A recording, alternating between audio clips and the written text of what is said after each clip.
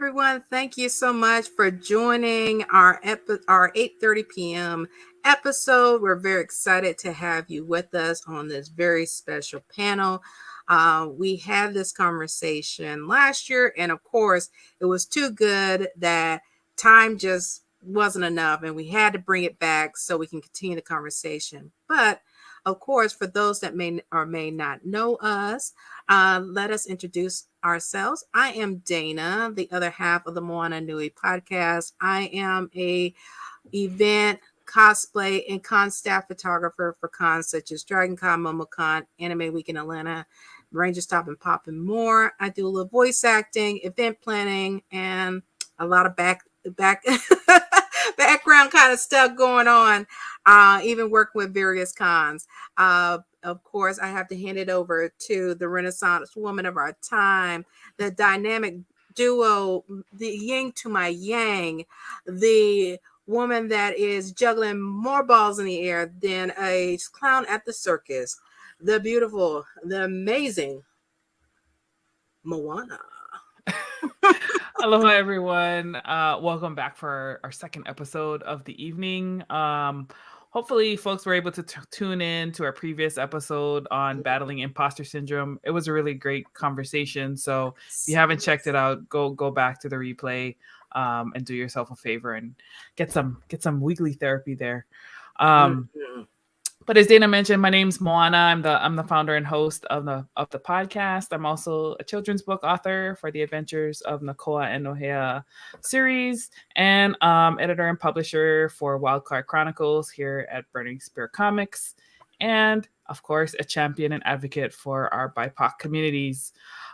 Tonight we are welcoming back our veterans. For those who are not familiar with the show, we love to highlight the voices of our community and talk about it not just from one angle, but we are not a monolithic community. And so we like to incorporate different aspects and some of the intersections of where, the different types of things that we have to deal with, not just as people of color, but in different environments and experiences. So veterans are definitely a key and very important part of our community. And for me personally, I come from a family of veterans, so this is a topic that's very meaningful to me.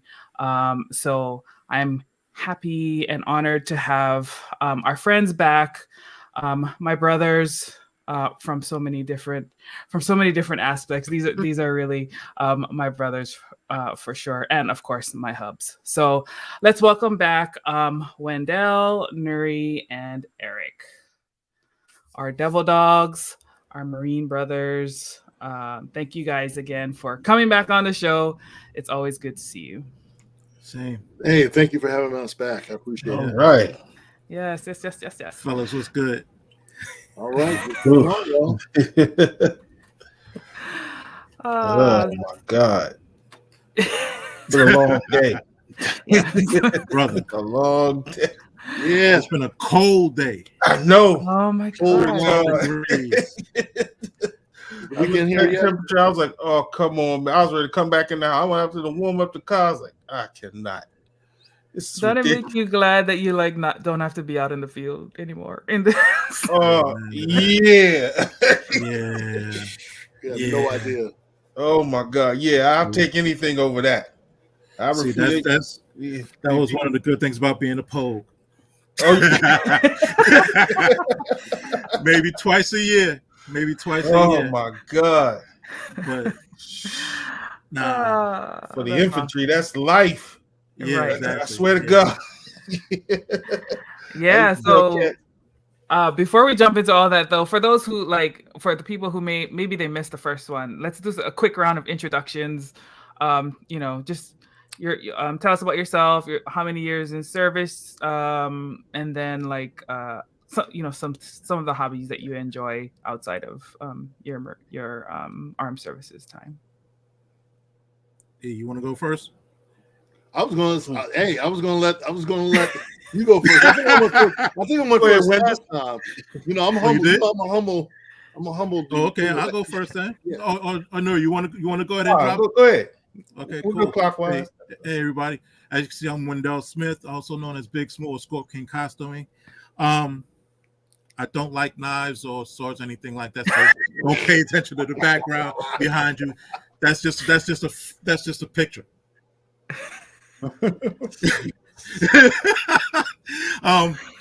I went into the Marine Corps January 4th, 1990, and I left the Marine Corps active duty wise November 3rd, 1998. So I served 8 years and 10 months to the day. This past January 4th would have been 32 years if I would have stayed in that long. I am an IT guy, and as you heard me mention, Pogue life isn't bad for certain reasons, and that's one of the reasons why this weather is one of the reasons why I chose Pogue life, because So for those who don't understand, we'll what is explain that? Pogue life later on down. Okay. After introductions. So with that, I'm gonna pass it on to my brothers here. All right, Nuri. All right, I'm Nuri McAdams, arms dealer, mechanic, comic book creator. I do a little bit of everything. I went to the Marine Corps in 1992 and came off active duty in 96. The infantry is all I've ever known. 2 units, 2-2 designation, Warlords, Echo Company, 2nd platoon. Then I moved to 1st platoon, which was a better platoon for me.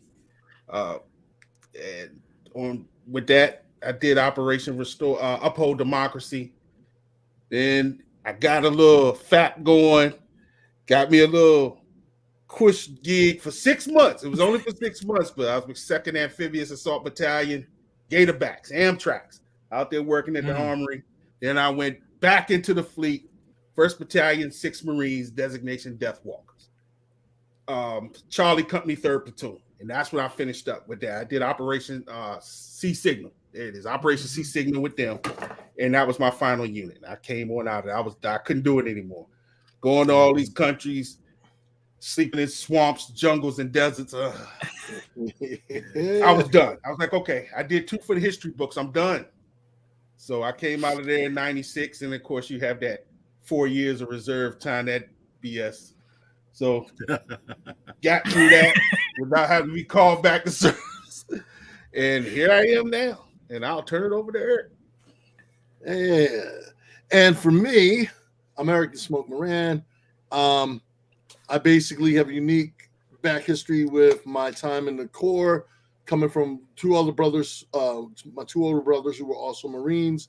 I went in 89, serving during Operation Desert Shield to 92, security forces, and then went to infantry, heavy machine gunner.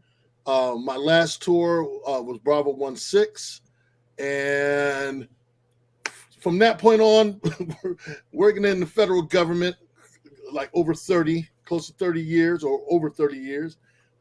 And what else? I am a former runway model, pro wrestler, actor, producer, cosplayer, comic book character for DC Comics. And that's just only the surface level stuff. And I mean, it's what we Marines do. We overcome and adapt, and we just basically take on anything that comes our way. Yes, and sir. I live by that mantra. I take on everything that's a challenge, and like I said again, this that's it. Not even barely scratching the surface, but just to give a little highlight. And I try to also be a motivational speaker, talking to kids, doing charity events and what have you. Comic-Con director, cosplay director, TV host, the whole 9. So I've done a lot under my 50 something years on this planet, and just doing my bucket list. Exactly. I got 40 years left, at least 40 years left. So that dash is long. Yeah, I'm trying to still get as much time. Exactly. Wait, You're did making you sure say that dash is long. 50 something? No way, Eric. Like I would never thought you were like over your 50 already. See, these good genes, these good. Yeah, I mean, next month. I'll be 52 next month. Yep. That's awesome. Mm-hmm. God bless Black Don't Clack. Black don't clack. We know that. Hey, the only way they can tell is because of this. Yes, the grades. Right. That's right. Years of experience. Yep. Not dark. Shave it off. Shave it off. I look like I'm 35, 40 again. Don't you know 50 is the new 30? Now, That's Yeah. Exactly.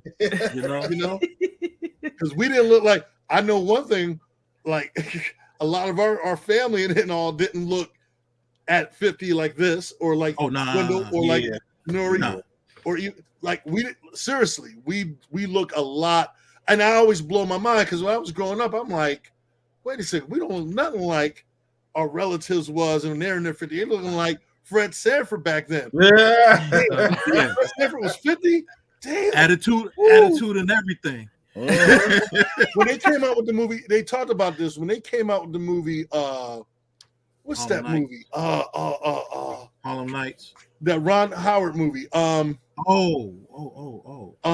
it with the senior citizens living in a home? And, oh man, what is that? It's on the tip of my tongue. I know the movie. It's Yeah, with I the can't remember. pods and Cocoon. Yeah. Yeah. You know, Wilford Brentley, whatever, the one who always does the whole thing with the oatmeal commercials Diabetes. and all. Yeah. Diabetes.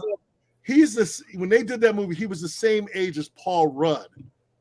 See, Ant-Man Paul Rudd. Yeah. I'm like, yo, are you kidding me? And Paul Rudd just turned 50 last year with me. Yes. Yeah. And Paul looking like he's like coming out of college. He looks like he's 12. I know, right? You know? So I mean, like I said again, man, I don't know. They put something in the water or something, or gave us some shots when we were in the Corps and all. I ain't complaining though. Yes. Yes. Oh my God. Oh, yeah, man. like I said, it's been a blessing though. It's been a real blessing. Yeah, Yes, for sure. indeed. For sure. So, the last time we talked about a bunch of things, and one of the takeaways from it was that like there's so much more to talk about, and so many stories that could be told about your time in service. So let's kick it off with like, what was one of like the most memorable experiences that you had in the Corps? And we'll start with Eric this time. Graduating and becoming a Marine, getting my blues and being up there with my brothers. Because as I mentioned earlier, I had two older brothers that were also Corps, and it was funny because it was a dream. It was. I mean, I grew up around Marine Corps. Was like, my father, he served during World War II and all, but for me, it was something that, like, when both my brothers joined, that was something I wanted to do before. Like, my oldest brother was a Marine, and then I was like, I already wanted to be a Marine. My oldest brother became a Marine, then my other brother became a Marine, and I was like, man, I said, how cool would it be, all three of us? And I'm like, I got to make this happen. I didn't want to go to college. I took the delayed entry program when I was still in high school, and I remember Marine Corps recruiter coming. They had me on delayed entry program for when I was in high school. So I already had my thing lined up, what I wanted to do when I got out of high school. I didn't want to go to college. I wanted my life experiences in the Corps, and see where it took me. Mm-hmm. From there, the day that we got through the Warrior Week, when we got through final week of Hell Week, and we got back, and they, basically, man, because that whole time, man, I was like, I gotta pass, I gotta make this happen. I don't want to fail this. I want to become a Marine. The day that we became Marine, we're on that parade deck, and they officially were no longer recruits, we're Marines. It was the day that my whole life changed, for better or for worse. My whole life changed from that point on. And it was a dream. It was like one of my really great moments, next to my brother and I flying in from different parts of the world. Quick story. Another really, really great moment was right after Desert Shield. I'm flying in from one part of the world. My brother's flying in from another part. I get on my flight in Chicago, going to see my family for the first time in over a year. And stewardess comes over to me and says, we got another Marine on this flight. And we like to know, and it wasn't a humongous flight. It wasn't that many people. They were like, we like to sit you with this other Marine and serve you guys champagne and all. And this was during the time where armed forces were celebrated, because it was right after Desert Shield, with the yellow ribbon around the tree and all that. So that was when we were really like so it was really cool. And I said, sure. Come to find out, I'm wearing my blues, my brother's in his alphas. It was my brother. And he said it blown away. I got to find that picture too. There's a picture of me and my brother at the airport, and the stewardess took a picture of us. But the stewardess were blown away because they were like, "Oh my God, you're all brothers!" So when we flew in, this is pre 9/11.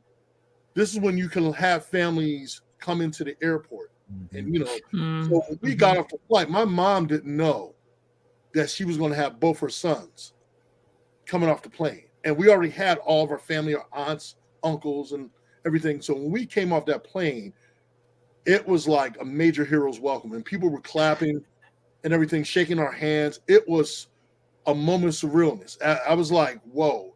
It was, for me and my brother, it was a moment of surrealness. I mean, for that whole period when I got home, people were shaking my hand, thanking me. I mean, I was strutting in my blues. I was like, yeah, recognize the skill set. And again, during that time, it was a unique moment. And this was like, we're talking about early 90s. So it was, like I said, that was a surreal moment for me and my brother. And for us to both be coming home, it really made my mom, because my mom was, of course, ultra worried. My other brother, I don't know, I think at that time he was doing logistics and he was coming back, my oldest brother. But for me and my brother Gary, we were coming home that day. So my mom was just like, of course my father was like, he was proud, but my mom was just like, both her sons are home. So like I said, that was a memorable, between becoming a Marine and coming back from Desert Shield, for my brother and I both to be, it was a monumental moment for us. And that's for awesome. Me, most importantly. Yeah. That's amazing. What about you, Nuri? Go ahead, Wendell. I got to think on this one, man. It was a lot. A lot happened. All right. Mine ones have been, because graduation day is always that first one. That's like birth. Yep. That is birth for us. But I think my next biggest one is when I actually was in the parade for General Krulak's third star.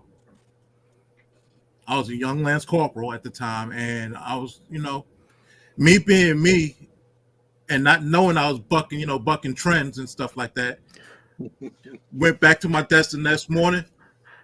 General so-and-so, blah, blah, blah, blah. I think it was kind of cool, seeing your father, a 3-star, promote you to your 3rd star. And I sent the email off. I mean, the man worked right next door to me. While I was, where I was stationed out on Quantico. So I sent the email off. A couple of weeks later, I got called up by my gunny, and he was like, what did you do? I'm like, gunny, what are you talking about? You got a letter here from General Krulak.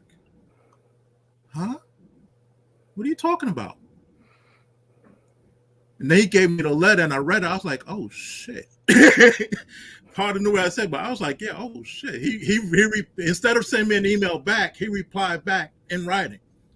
And I'm like, okay, this is cool. And then they started to me up. They're like, you're not supposed. He replied. I mean, all I did was tell him, hey, this was kind of cool. I'm a young Lance Corporal. I don't know. I'm not supposed to sit there and tell a general, hey, you're human. What you just did was kind of cool. For me, that was the best thing ever, because the man turned around and became commandant while I was still on active duty. So I went and saw him again.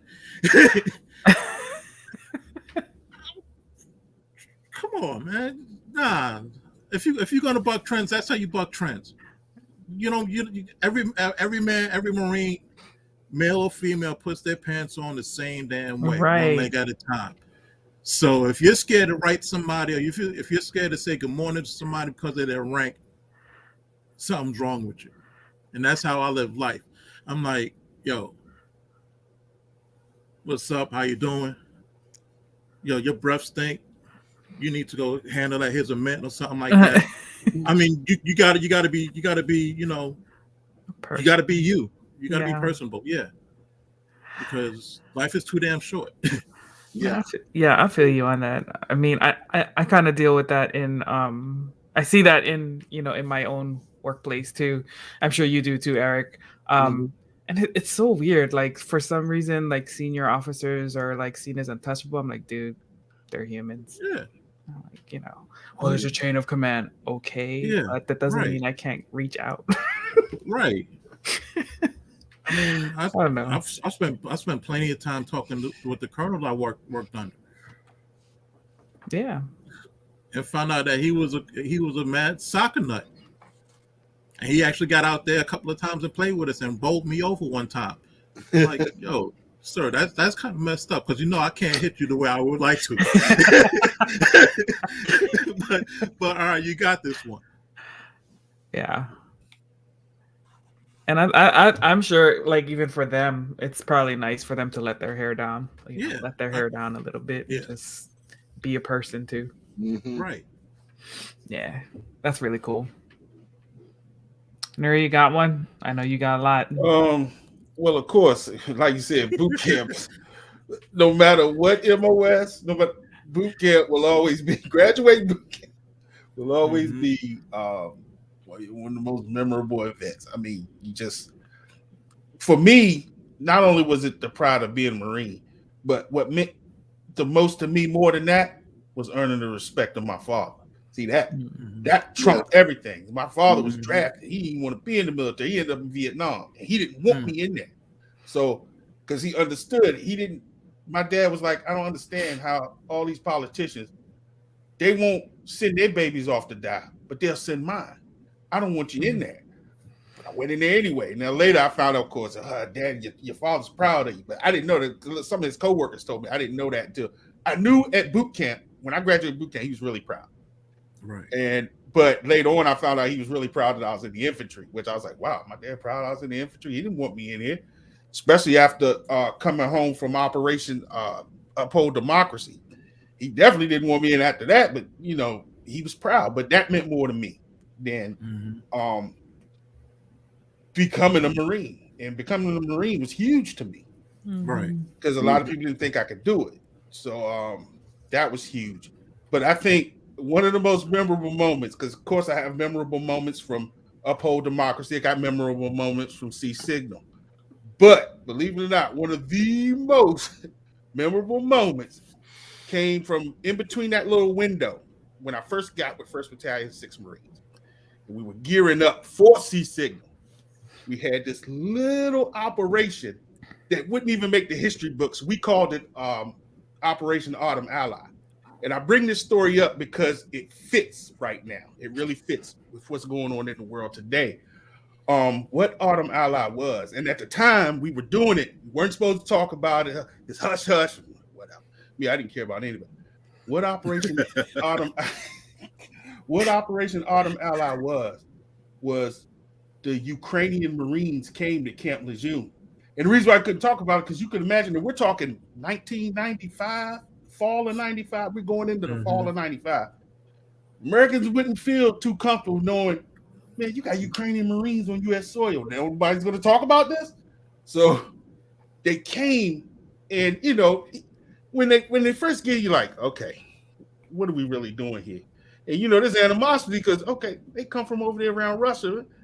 Probably ain't got no love for them. Hell, we're probably training to kill them, and they're training to kill us. Why are we training together? So it's a joint thing, and I think my attitude really changed once I met them. I was like, first I said, well, they look kind of funny. The uniforms are funny, and they got those little modified. They had some weird looking AK-47s that were modified. Okay, what? And the boots look like motorcycle boots. I'm like, those aren't even combat. But what are they wearing? So time went on, and so we was getting briefed on how to deal with them. They were getting briefed on how to deal with us.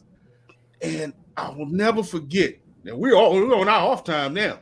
So of course we putting on the dog and pony show for them, but hey, we on our off time. So what are Marines doing? Because in the barracks, in the infantry barracks, they're usually 3 Marines to a room.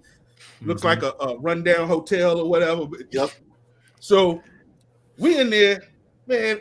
All of us in there playing Mortal Kombat. We got Sega, Super Nintendo, Sega. We playing Mortal Kombat, Street Fighter, and so they just watched us. And they were like kids in a candy store because they hadn't seen anything like that. So you got to remember, this is before internet, social media, the World Wide Web. That stuff doesn't exist. Mm-hmm. So only thing they know is what they've been taught about us.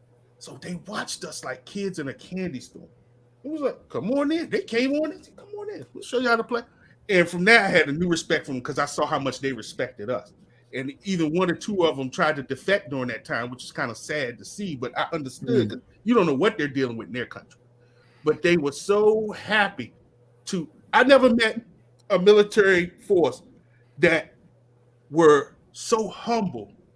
Yet when we trained with them, they was just like us. They were ferocious on the battlefield. Mm-hmm. So I had a respect for them. But I think their respect for us showed more. And we did this thing where we set up Harriers and all our weapons and tracks and tanks. And we had this, in this huge open like airfield. And of course, because we were escorting them, they spent most of their time with 1st Battalion 6th Marines. And I'll never forget how much they just wanted. They treated us like we were rock stars to them. I'm in a lot of pictures in the Ukraine sitting up on people's manners because they would group us. Would you take pictures? And we get in front of Huey helicopters and Cobras. Come, and they put me in the middle, and I give them a little thumbs up, all them around. I said, man, I've never seen a people so humble. So it kind of hurts me to see what they're about to go through now and what they're up against, because Russia's a juggernaut. Yeah, it is a juggernaut, and I grew to have a serious respect for them in the time we spent together. So seeing what they're about to go through, man, I'm like, wow, my hat's off to them. I hope things turn out all right. I really don't want to see any of our brothers go fight. I'm tired of seeing us fight in conflict that really don't have anything to do with us, bro. But right. At the same time, I wish them all the best, because that was one of the most memorable experiences in my life. Because they were like children. They took them out in town a little bit and went to the little local store, and they really enjoyed themselves. It was like vacation to them. So, yeah, I think that's one of my most memorable times in the Marine Corps. Yeah, that's a really cool story too. Especially just, like relating to people on just a basic human level. Again, kind of the same theme of Wendell's story. Yeah, that's awesome. So obviously, like being in the Marine Corps, being in any of the armed services, it's a lot of discipline, training, things that you have to conform to, I guess. A lot of things to learn. So what is like one of the toughest, either a lesson or experience that you either learned from the Marine Corps or emerged from there with? For me, one is because there's a lot. One of the things was appreciating my parents. Because up until that time when I was going in, I was very rebellious. Even though I had both my brothers in the Corps, I was very rebellious because, my mom, God bless her, where she could be very overprotective. I didn't understand it back then, but I understand it now. But back then, at 18, 19. I had a mom that was overprotected because I was the last son. Even though I had a sister that was already in college, I was the last son, the youngest son. And the thing was for me, she was. I couldn't wait. Like I couldn't wait to go in the Corps because I wanted to show my independence. My father, like Nuri said, I wanted to get my father's respect because it was a whole dynamic for me. Like I wanted to show my dad that I could be a man, I can hold my own. It was something because both my brothers were able to, and I wanted to feel like, hey. But at that time, I was very rebellious against my father at that time too, because my father just couldn't relate because he comes from a much older generation. And here, like, you know, being the youngest son, my dad was much older when he had me and my twin sister. So he couldn't relate to a lot of the stuff. My oldest brother was like my second dad. He was like a surrogate dad. Anything my oldest brother would tell me, I would follow to the letter. My second to the oldest brother was doing his thing. But going back to that, I was very rebellious. So when I remember stepping foot in boot camp, that you can be as prepared as you think you can be prepared. Now I cannot speak to how the boot camps are today, but going during that time in the era that I went, and I went to boot camp, no matter what movie you saw, Full Metal Jacket, all these other movies would not get you prepared for the real experience. Nope. The culture shock. Because again, you know, this is somebody, you're talking to someone who never went outside of the realm of traveling or anything until he went into the Marine Corps. So it was a culture shock. It was a culture shock when you have a drill instructor in your face and you're like, what the hell? And then in the back of my mind, like, what the hell did I get myself into? But I'm like, nah, I'm gonna deal with it. But it was just like, I knew it was coming, but I just didn't know what to expect. But it made me appreciate my parents. It made me appreciate family. It made me appreciate my mom and dad and all the sacrifices they did and made for us, and why my mom was the way she was and why my father was the way he was. So when I got out of boot camp and I remember coming home, I had a newfound respect for both my parents. I mean, to this day, I talk about my parents all the time, but I had a newfound respect for my parents because I got it. I understood, and it carried on with me throughout the years. But for my parents, it was like, whoa, man. I'm like, you know, and then meeting all these different individuals that came from different walks of life. Some people that had never seen a black person before or Asian before. We had this one recruit, private, that he was just like, and he was a lot like Forrest Gump. Well, sir, and everything else, and smart as hell, but like, he was just like Forrest Gump. I mean, that's the best way I can describe. And you know, nice guy, but he said he's never been around. He's never seen a black person. He thought we were mythical. He thought we were mythical creatures, like, because he said he would only hear about it, but he never thought he would see a black person and or Asian person. He was in shock. He was in again culture shock. So it introduced me to a different world that I never thought I would see, or at least experience, up until that point in my life. So, you know, and again, I've been exposed to a lot of different things coming up, but being exposed to that, and again, it just makes you appreciate the people around you, you know, your life. I mean, that's just one of the things. I'm only just, again, I'm just scratching the surface because, like Nuri said, there's a lot of stories to tell from the boot camp experience, and you're carrying over and experiencing and knowing what that's like. I mean, there's so many stories, but the top of my list is my parents first and foremost, and how much I appreciated them, how much I respected them. Why my mom was a drill instructor. To me, my mom was our drill instructor, and we laugh about, like my siblings and I, we laugh about it because I'm like, yo, my mom could have fit right in there, have a Smokey Bear on, be like, what I say about getting? I'm like, oh crap. I had the same, and my mom never served, but my mom had that same, and I'm like, yo, but I understood because my mom would be like, clean the bathroom, and if it ain't clean right, I'm coming back in there, and you want to do it all over again, and you ain't going nowhere. And I'm like, man, I mean, she would come in, rubber glove, you know, this shit. And so you were ready. So when I went into boot camp, when it came to that kind of stuff, I was like, oh shit, I already know what I gotta do. I know how to keep this shit clean and square myself away. But again, and I go back and I said, man, I'm glad mom got me prepared. You sure, you know, we were joking, yeah, mom might have been a drill instructor and all. But again, where my father, it was just like I wanted to get his respect, his approval, and his approval. Yeah, I mean, for years, and I mean, eventually we did, but it was one of those things that, you know, like I said again, it was monumental for me. So I always start from that, and I tell people this all the time. When one of the life lessons I learned, for better or for worse, out of boot camp was appreciating my mom and dad, my parents, and all the sacrifices and everything they did for us. Again, because it carried over, and also it carried over for me being a parent myself and all when I raised my daughter. So like I said, it was something. It's something. What about you guys? What about your experiences?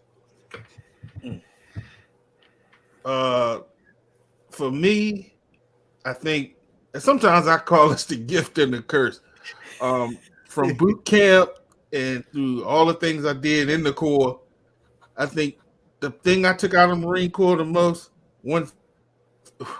my ability to remain calm when all kind of chaos is going on around me. Now, it's a gift and a curse with that. The gift is, and my wife will tell you, when things are hitting the fan and things explode, I'm like, calm down, look at me. Can you do such and such? Listen to me. Look me in my eyes. Listen, don't worry about what. This is what we need to do. Can you do this? Can you do that? Okay. Now that I know what you can do, I know what I can do. This is what we're going to do. And we come out on the other side. All right. Now, the curse to that is I don't get too down when things are bad. But then again, it's hard to read me when good news comes. Because everyone's like, we can't. Is he happy? Is me? I'm always waiting for the other shoe to drop. Okay. Right. I'm always waiting for the other shoe to drop. What can go wrong will go wrong, and I got to be prepared for that situation. So then I bring it back again. Look at me.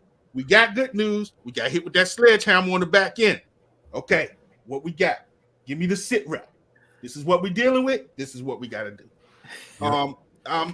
I'm pretty calm, and I'll listen. Like, I won't say much. I go in the room.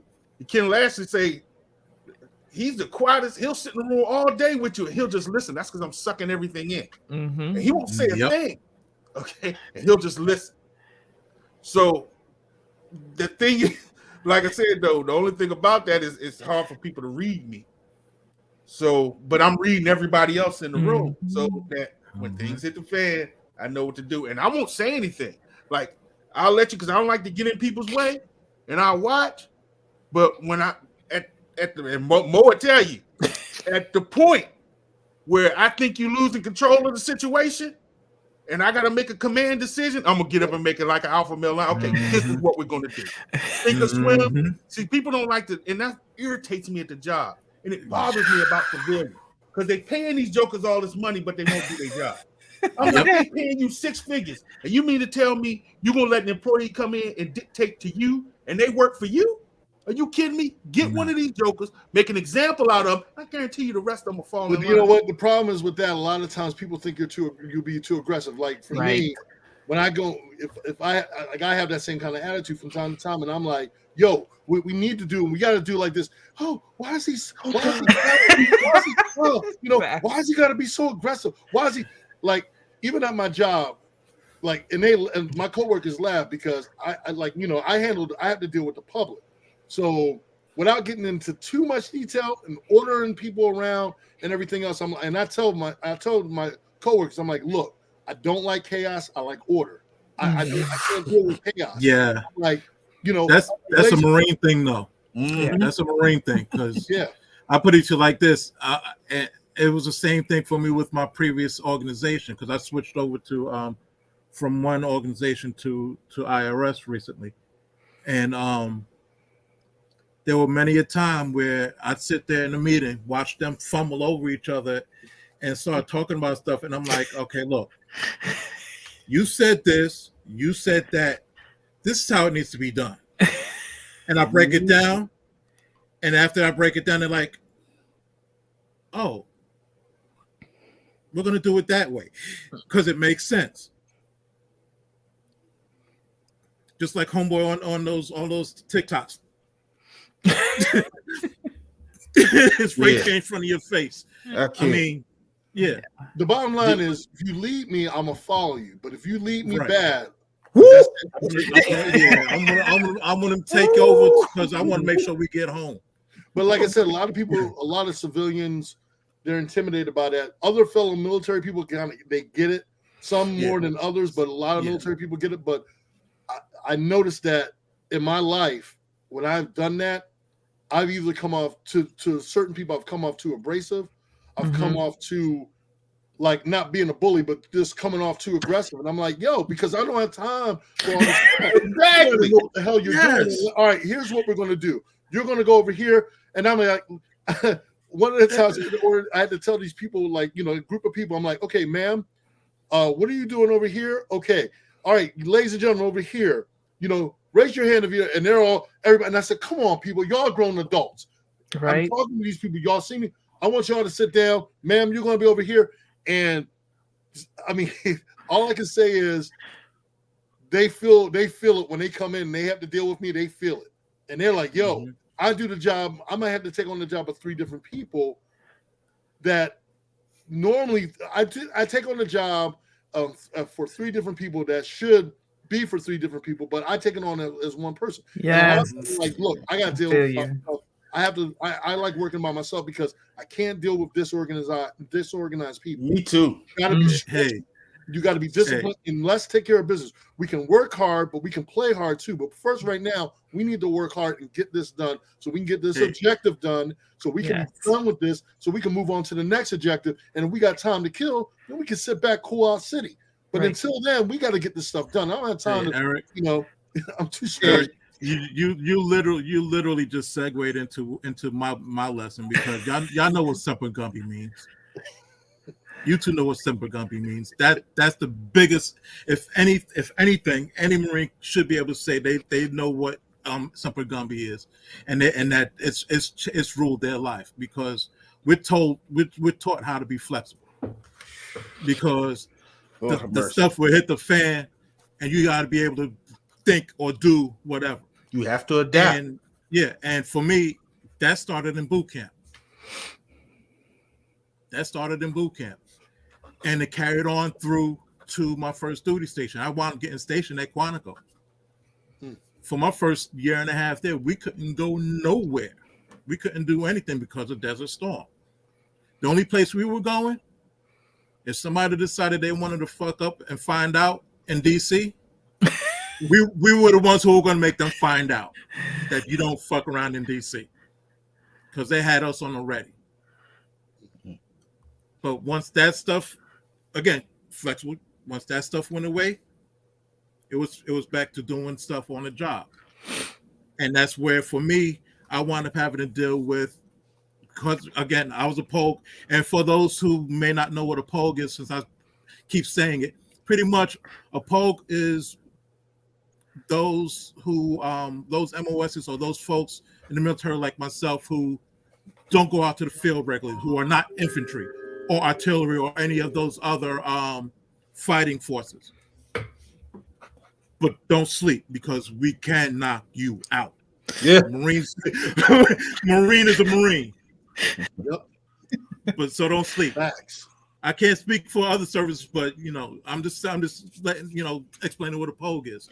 So being a pogue, working in the IT field, for me, I wanted working with a lot of civilians. And those civilians were actually my bosses in many cases. And they assigned me work, blah, blah, blah. Well, I had in my first 2 years in, I wound up working for someone who didn't want to give me any work. She didn't really like black folks too well.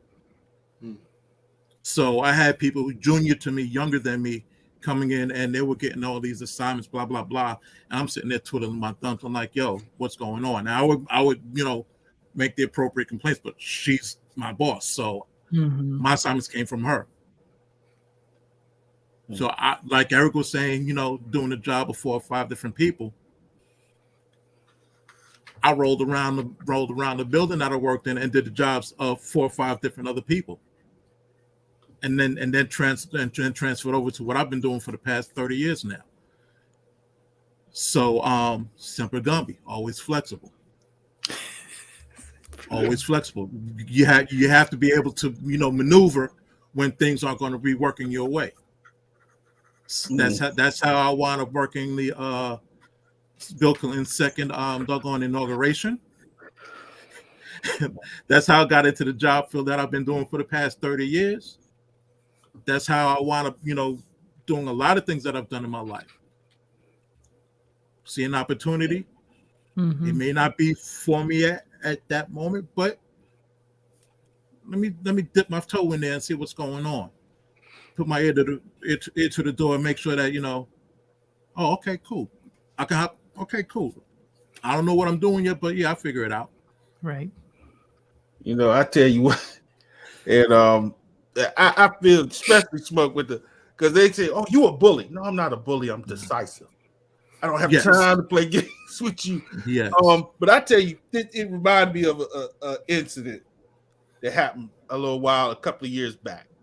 And you know, like we watched Boba Fett and the Mandalorian, and we see a lot of the mannerisms that they take from the Marine Corps. I was like, man, this joker's been. What are they studying our handbook? Is this? But it reminds me of one incident that happened a couple of years ago. Smoke, you can attest to this, and I'm gonna tell it from my perspective. So, yes, Con, all right. It's funny you bring up the Mandalorian. Great Philly Con. You had a lot of responsibility on you. I mean, you're really looking out for a lot of folks because that other con didn't go like it was supposed to go in Baltimore, and you invited a bunch of people up, got them tabled. I remember that.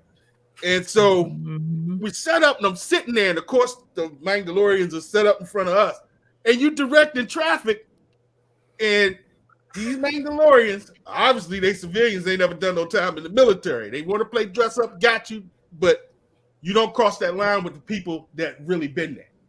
You follow Marine creeds, great, but when you run up against one, okay, Boba Fett, you have to take the same thing because you crossing the line that you're not ready for. Smoke was being as polite as he can. I'm sitting here watching this unfold. I was like, I'm watching. I said, oh, this about to get up. I said, watch this. Sooner or later, and I'm thinking to myself, sooner or later, the Marine gonna come out of him. I see it coming. I'm the same way. I said, if he jump off, I'm gonna back him up because we're gonna set it off up in here. And they just kept nagging him. And I was like, whew. Well, he better than me because I would have kicked off in one of them by now because they really crossing the line. They really pushing it. And out of nowhere, Smoke went off on him. I was like, there it is. He did one step too far. And the Marine came out of him. Because you're not going to corner one of us and we just sit there and take it. Nah, man, I'm going to light you up because you're really crossing the line that you shouldn't be crossing. And it was just nagging him over nothing. Like, what are you tripping about? What are you tripping about? So yeah, that incident was fine. Like, and I remember the rest of that time he came back very polite. Yes, he did. And you know, hey, I appreciate it. And I'm like, hey, it's all good. Just remember, you know, don't step out of pocket. Again, you know, and I'm just going to bounce off that and just say, Nuri, that same weekend, and I remember because I had people coming over to me afterwards, after the show, and telling me, oh, well, you know, you were kind of blunt, and I didn't know how to take it. And I'm like, let me say this, and I had to start. So moving forward, when I was doing future shows, I said, let me tell you something. I'm going to be doing a lot of stuff. Not like I didn't have to say it to like you guys or anything, but other people. I'm like, if you catch me and I'm short with you, take it for what it is. Keep it moving. Check with my other subordinates that are working under me. If it's a problem where you can't get it resolved, then come to me. You come to the people that, and I mean, I structured it like it was back in the core. So, and that you got to sometimes because some people just don't understand. Yeah, and let me say this. One of the reasons why the head director ended up giving me a budget and everything, because I kept that stuff precise. You know, people that I had as guests, if someone was giving you a hard time, yo, hold up, we're not having that. Excuse me, no. And so, and that's one of the reasons why everyone would come to me and say it was the most structured event. And then anything that didn't go right, I'm like, all right, take notes. We're not going to have this happen again. We're going to make sure these people are getting taken care of. They're our top priority. These are the people that, okay, lowest ones. If I can't, I'm going to give them an incentive. I'm going to do this, that, and the other for them. Now, let me see what you can bring to the table. Let me see how you present yourself and how you carry yourself at the show. Boom. You carry yourself well, you're going to get rewarded. You're going to get the next rank up. And that's how I structured this stuff. I carry that on with my life because of the fact that in the Marines, like I said, the Marines played a major, I say 95% of everything that I do with my life. When it comes to structure, when it comes to organizing and everything else, I try to, because people are sensitive and you dealing with sometimes people that are more sensitive and they're not military, they don't understand. So you have to be, I had to learn that through therapy, through the VA, through my therapist. that I have to approach certain things with certain people. I can't approach everyone like if they were soldiers or in the military or and everything else. And so, and that's the thing. It's because I was one of those Marines that they didn't do. I don't know if they did it with y'all, but when you get out of the Corps, they supposed to have like these programs to get you ready for the civilian world. So I was one of those Marines that was not a part of that program. They, I had to get out on disability. And when they said it, they were like, okay, here's what you got. Okay, there you go. Be off. They never said, hey, we're going to train you, get you ready for the civilian world, get you prep. And because of that, granted, I bounced right back. I mean, I got a job.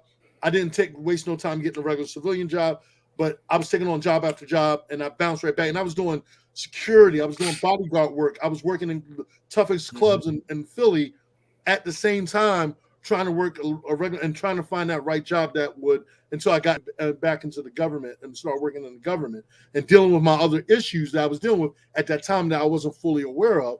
So I'm like, okay, I'm a channel, staying organized. I had to channel myself to try to find ways to segue from my military, the positive stuff that I learned from the military, mind you, into the civilian world for me to adapt in dealing with everyday life. Mm-hmm. So even for my wife, God bless her, she, because my father-in-law was a Vietnam vet. So she for the most part understood. So for my wife, she knows when I go through these moments or structured moments and all, and there's moments when I get very lax, and then other moments like, all right, no, we're not going to have this. It's time to get this done, that done. And she kind of sits back and just lets me do it because she knows I don't have time to be playing around. And you two can understand what I'm saying. Mm-hmm. I can't deal with chaos.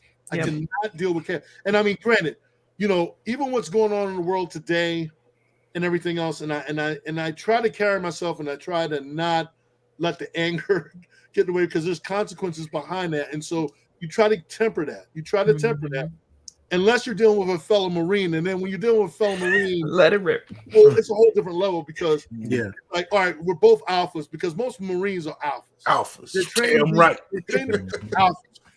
WMs, for those who don't know, women Marines and male Marines, they are made to become alphas. They're not made to become secondary. That's why when we say Marines are all alpha. Second we are to trained none. Alpha dogs. Nothing more, nothing less. You never see Marines. None. I want to be secondary. All Marines that get trained are trained to be alpha. And so when you're dealing with a fellow alpha, it's like, all right, a fellow alpha, and again, I had two brothers that were alphas and all. And again, but it's a thing of what people don't realize. The Marine Corps itself is a fraternity in itself. I've said this 1,000 times. Marine Corps is a whole different level that we've done things in our lifetime in the Marine Corps in boot camp that people would be envious of. They train us to be almost like superheroes, super soldiers, however you want to. You're right. Because I was doing stuff that I'm like, none of these slimy civilians can do this that we do. Yeah, I was like, look, leaping, jumping, carrying heavy machine, like again, a heavy machine gun. And I'm like, yeah, and all this. I mean, seriously, that's the mentality. It gets you to that. Nothing. I'm an instructable soldier. I'm going with the mentality that nothing can beat me. I can walk in a room, clear out a room if I have to, protect these people at the same time. Seriously, I would get into the mental state sometimes. Like, okay, if this person jumps over to me, I know I'm gonna have to take this person out, and then I'm gonna jump right over to this person. And again, that's wheels turning. That's till today. Mm-hmm. Yes. Yeah. And that's what if I'm not in a controlled environment, I've said this before, I have to be in a controlled environment. If I'm not, most of the time I'm not even out. I stay home because I'm constantly, it's what my therapist calls a radar. The VA therapist calls it like a radar because I'm always, and especially some of the negative stuff that happened to me carried over with me coming out. So, and I didn't know at that time that I had anger and I had to deal with that kind of crap.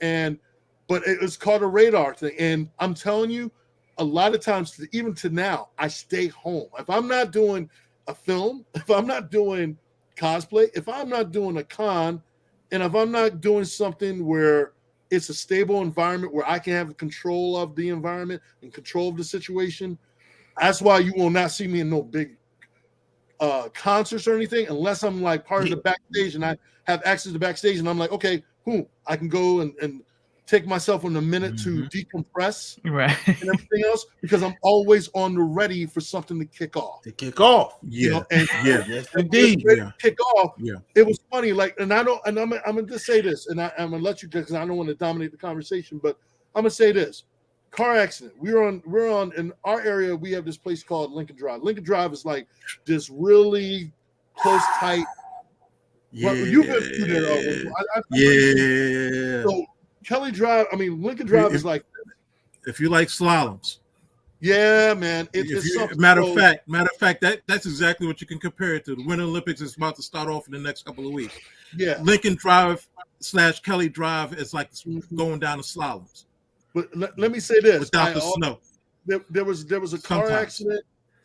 I remember there was a car that was flipped over. A car accident. I immediately, as soon as we stopped, I jumped out the car because I wanted to run to try to help the person and everything else. And my wife was looking at me like, I gotta go. I gotta go right into action mode because again, it's the way we were trained. And even to this day, like I won't get. I mean, unless somebody's doing something stupid, then I'm gonna have to get involved to a certain point. And I mean, but I use common sense too. But it's and again, I don't carry guns on me or or anything like that. It's just my first instinct, because again, I can't just stand and let something happen and everything else. And it's just that's why I said a lot of times I'm home. A lot of times I won't go there. Yeah, no, I agree. Yeah, because it's one of those things. Because how me and the family, we just flew back in from Jamaica Tuesday. Walking through the airport, I'm sitting there checking everything, checking everybody. And we're literally just standing in line so we can get through the checkpoint. And then we're sitting there, and me and my wife were sitting there in the food court area. And I'm sitting there checking everybody. Anytime I heard somebody moving from one direction, I'm checking to see where they're coming from, where they're going. Yeah. Hearing almost every conversation, at least within the good 10, 20 feet around me. Yep.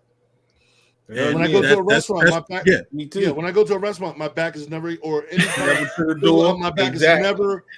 My back is always against the wall, watching to see who's coming in. I enter a room, I'm already looking for the closest exit. In the room, I'm looking for the exit. I'm dividing that room up in the quads. I know who's arrogant. I know who talk too much. I know who's full of shit. Yep. I'm walking. Yep. I don't play. I don't play.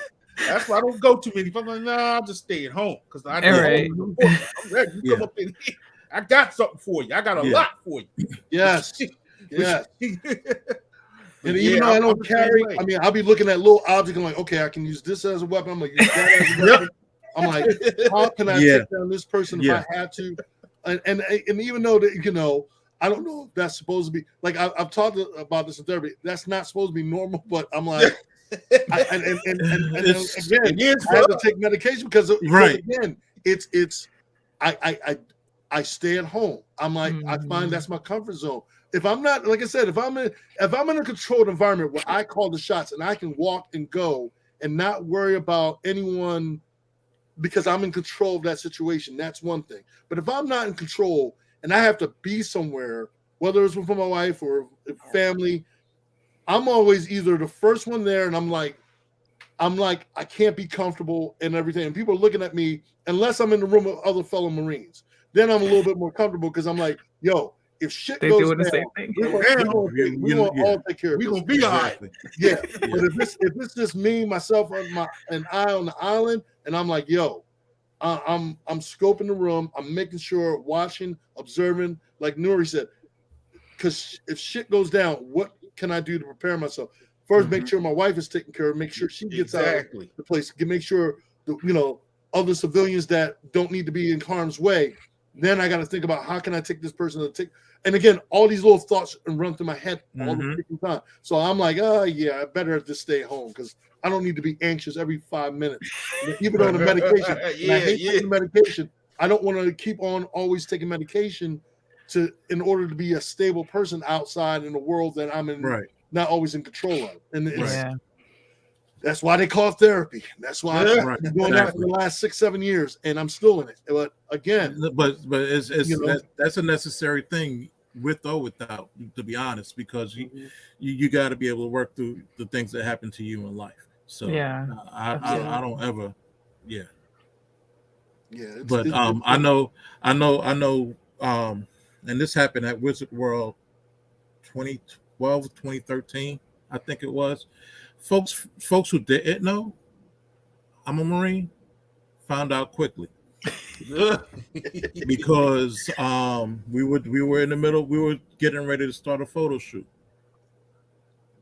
and we had our photographers trying to get set up, and some jackass decided he was going to go stand in front of our photographer and take his pictures.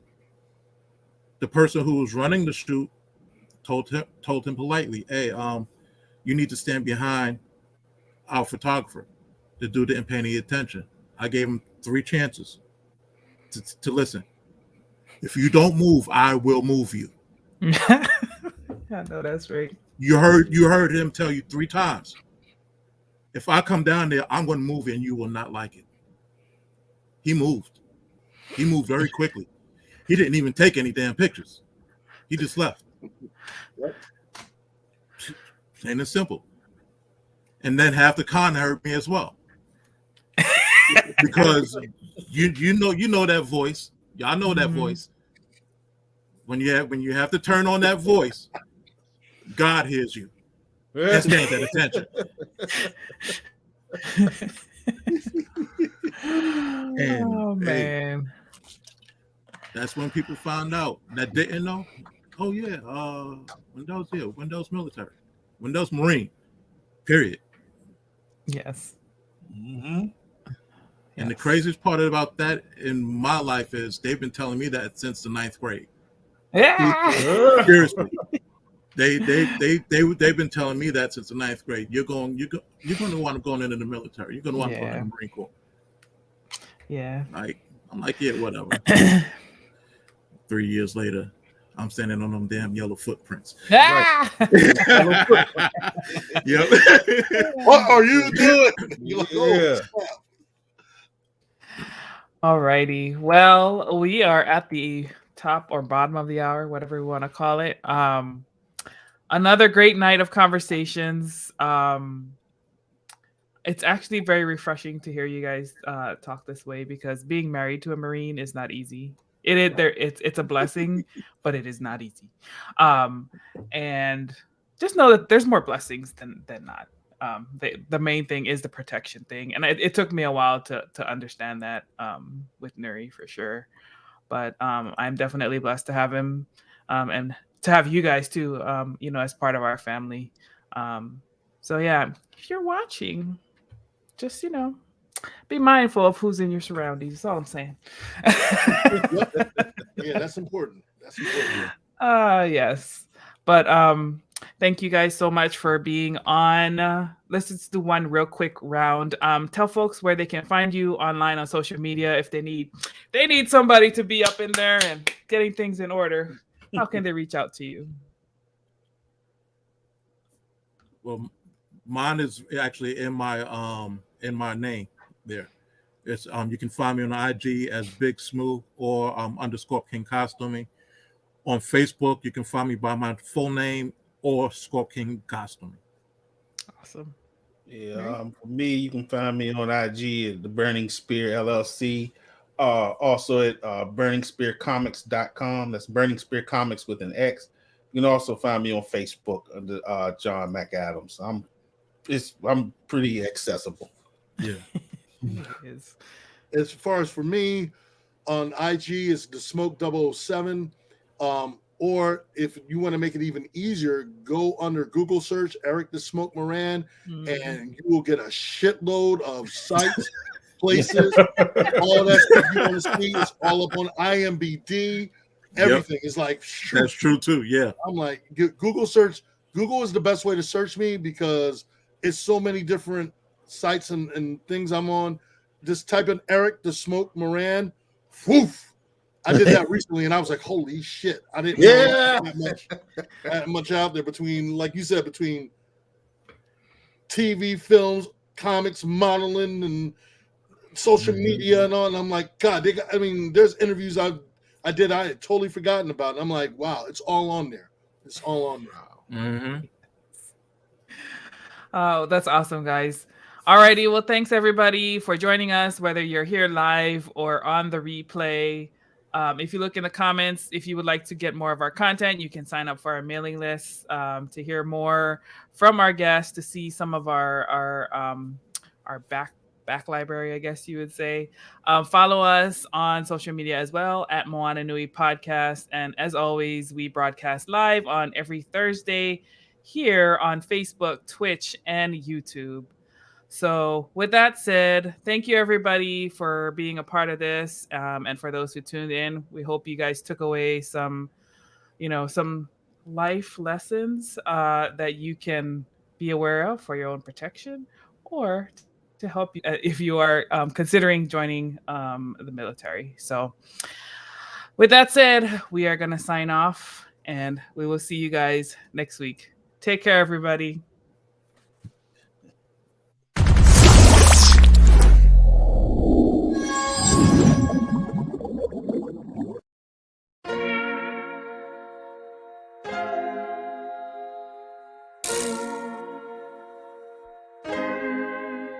So many stories left to tell, even if we have to ourselves. Can't keep history on the shelf. If they won't tell it, we will. If this the land of the free, it was a freedom then, when they annexed Hawaii and called it cedar lands, without any type of payment and no signing off. Called themselves a republic in 1894. 1.2 million acres overtaken from the native Hawaiians. When they resisted, the West retaliated in violence and erasure. The Hawaiian language is banned as part of colonialism's plan to expand.